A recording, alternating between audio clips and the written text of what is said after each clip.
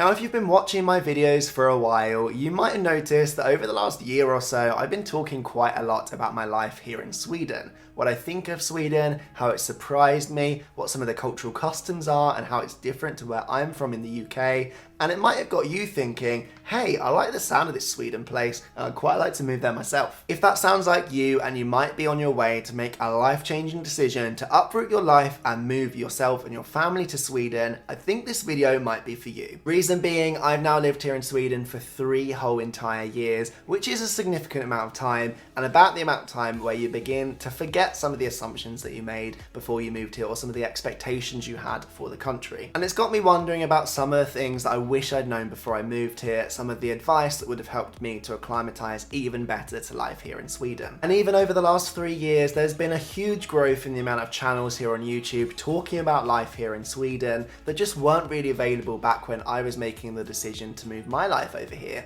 So there wasn't so much information available about what I could expect and some of the things I would want to prepare myself for. So today I thought I would assemble my own guide for you guys about 5 of the things that I wish that people told me about before I moved here to Sweden, because who knows, maybe it can help somebody like me who's about to be making that same life decision. So I hope you've got a pen and paper and you're ready to take some notes, because we're about to jump into the 5 things that I wish someone had told me before I moved to Sweden.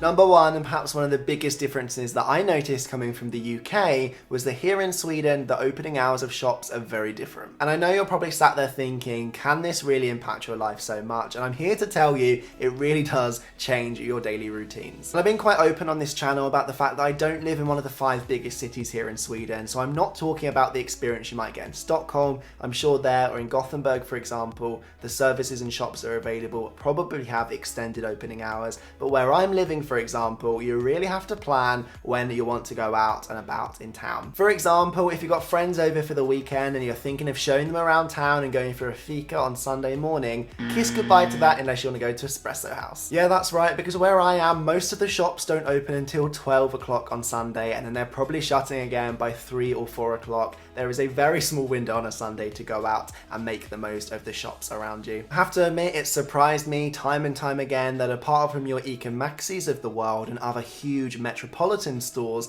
lots of grocery shops don't even open until 9 or 10 o'clock in the morning some days, even on weekdays. I thought about some mornings getting up and walking down to the shop to buy some fresh bread, and then I check my phone and see that it doesn't open for another hour and a half. And it's the same with a lot of hairdressers, dentists, pharmacies. You often have to leave work early if you want to go and pick up your prescription, and that's not something that I'm used to coming from the UK, because lots of those shops will be open till about 8 or 9 o'clock in the evening, whereas here it's quite common that people will nip out during the day to do errands, and it wasn't something that I really understood at first until I saw the opening hours of the shops. And don't get me wrong, you guys, I'm not saying this is a bad thing at all. It all comes from the fact that here in Sweden, work-life balance is really important, and lots of the trade unions have really pushed to make sure that their workers don't have to work late into the evenings or uncomfortable, unsocial hours, so that they get that work-life balance. In fact, Sweden is one of the only European countries that still does time and a half and double time pay at the weekends. So if you work on a Sunday, you're paid as if you're working on a red day or a bank holiday, because it's obviously a protected, unsociable day where you should be at home spending time with your loved ones. The second thing that I wish somebody had told me before I moved here to Sweden is about the queues for apartments. Yes, because I knew that I was going to be moving for a while before I made the big decision, because my girlfriend was over here for studies and I knew that she was going to be here for a set period of time, and for that reason it was only a matter of time before I came out here to join her. So I remember visiting Sweden about 4 or 5 times during the year leading up to actually making that big move, and walking down some of the streets in town thinking, I'd like to live in this building, or I could see myself with that balcony, not realizing it's not a buyer's market. Okay, let me rephrase that. If you're looking to buy, you can kind of take your pick. The market is your oyster. But if you're looking to rent, you're going to be running into troubles. You can't just cherry pick whatever street, road, or apartment building you want to live in. There isn't that kind of availability of housing here in Sweden. No, not at all. In fact, in most of the big and small to medium cities here in Sweden, you'll have to join a queue to be able to get an apartment. And that doesn't sound like a huge problem, does it, in principle? You're thinking, well, I can wait a couple of months, I'll just apply before I move. but it's not that simple. Where I live here in Östergötland, to actually get yourself to the front of that queue to be able to choose an apartment to rent, you often have to be in the queue for 4 or 5 years. In fact, every day that you're in the queue, you earn a point, and when you get enough points, you're finally in a position to be able to go to a viewing and to be able to put in an offer to rent an apartment. But what you might not know is that lots of Swedes actually enroll their children in these queues several years in advance. So if they're going to be moving to a new city for university, as soon as they're able to, often when they're 14, 13 or even younger, they will enroll their son or daughter in the queue for that town, just in case they end up going there, because otherwise they won't be able to rent anywhere. And from one form of queue to another one, the third thing today that I wish someone had told me before I moved here to Sweden is that queue systems are very common in the shops around town. Yes, that's right, you guys, because whether you're just popping into town to visit your local Orleans, or you're going down to the bank or the tax agency, Skatteverket, you will often see that you have to get a kö-lapp in order to be seen. Yes, even in the pharmacies, you will see these huge electronic boards with a number on them and often a red machine on the way into the building. That entitles you to your place in a digital queue, and when your number comes up, you are then entitled to be served by the cashier. And don't get me wrong, you guys, I'm not saying that this is a bad thing at all, because of course, by being placed in a digital queue instead of a physical queue, you can take your ticket nice and early and continue to browse the store to your heart's content without having to stand in a line. But I know from experience that it's something that catches a lot of foreigners off guard. Lots of my friends here that are international have said the same thing, that you kind of just get into queue and stand there and wait to be served and find it weird that people are going before you in all sorts of different orders. And it's of course because they've got a kö-lapp and you haven't. The next and fourth thing on my list today of the things that you need to take note and think about if you're moving to Sweden is something that I think is particularly important for those of us looking to move into the job market here in Sweden,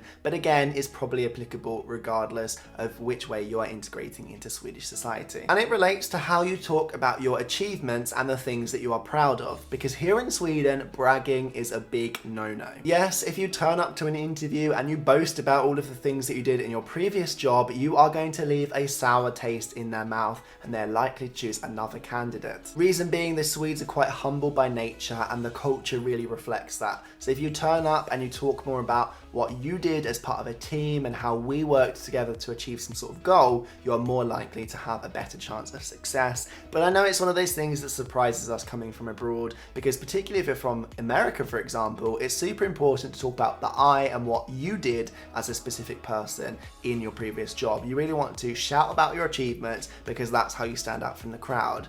Even where I'm from in the UK, we're encouraged not to talk about your place within a team. They're just there to interview you, not your entire team for a job, so you really need to talk about your contribution. And it's kind of the same here in Sweden, but you have to do it in a more kind of sugar-coated and humble way. And of course, that's not me saying for 1 second that you can't be proud here in Sweden. You just need to think about how you express yourself and be a bit conscious of the way that it comes across to other people. So if you turn up and you're bragging about what you did last weekend and the great new watch and phone you've got, don't be surprised if people kind of block you out of the conversation or want to talk about someone else. And from one way to avoid looking culturally ignorant to another one, my fifth and final thing today that I wish someone had told me before coming here to Sweden is how you talk about the differences between different Nordic or Scandinavian countries. Now, I'm not going to lie to you guys, I had a bit of an advantage with this one and it wasn't a pitfall that I fell into because I'm from Europe myself. And here in Europe, we have quite a good understanding about the differences between the different countries and the kind of social cultural customs you will find in each one. But if you're coming from a little bit further afield, I'm just warning you in advance, you need to be careful about how you talk about the different countries in Scandinavia